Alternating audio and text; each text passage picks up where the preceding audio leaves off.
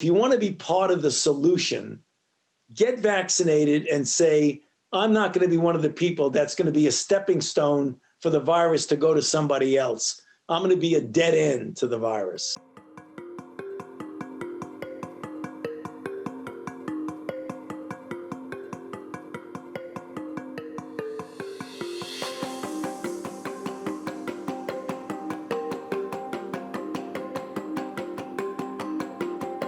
In December, the first of the high priorities, which will likely be a combination of healthcare providers, frontline people who take care of patients, as well as those who are at a higher risk, like people in nursing homes and those types of situations. By the time we get to April, there would likely have taken care of all the high priority, and then the general population of the normal, healthy young man or woman, 30 years old, who's got no underlying conditions, can walk in to a CVS or to a Walgreens and get vaccinated.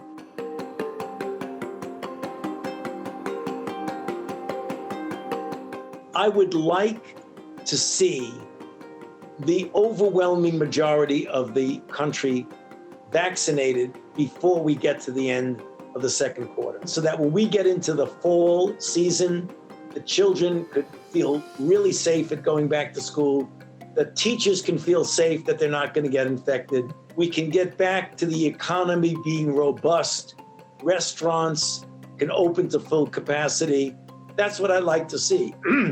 But you're not going to see it, Mark, unless the overwhelming majority of people get vaccinated. So in that sense, I would like to see the reluctant people get vaccinated sooner rather than later.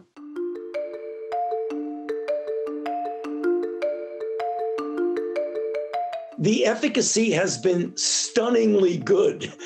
And when I say stunningly good, I mean none of us would have expected to have seen a 94, 95% efficacious vaccine with no significant severe adverse events. So now we have a product that would have taken multiple years to develop that now show efficacy and safety to a very high degree, with the potential of completely transforming this outbreak.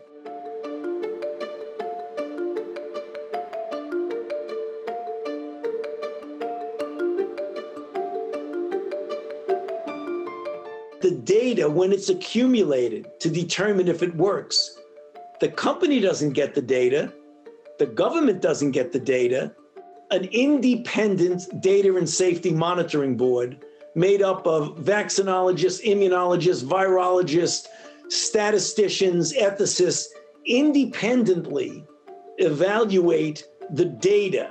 And when they feel the data truly show safety and efficacy, then the company gets the data. They look at the data, analyze it, and then put in to the FDA for what's called an emergency use authorization, or ultimately a biological license application, namely approval. The career scientists of the FDA, no politicians, but people who do this every day, evaluate the data.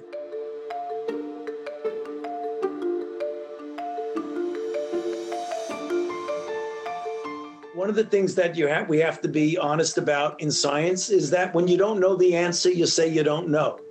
And I don't know how long the immunity is going to last with the vaccine. We would hope it's at least a few years. And if it does ultimately require a booster, fine. I think the first step, given the situation that we're in right now, is to show that it actually works. So I'm hoping that the immunity will be durable enough to get us through a couple of cycles. And if it isn't, we'll cross that bridge when we come to it and boost people.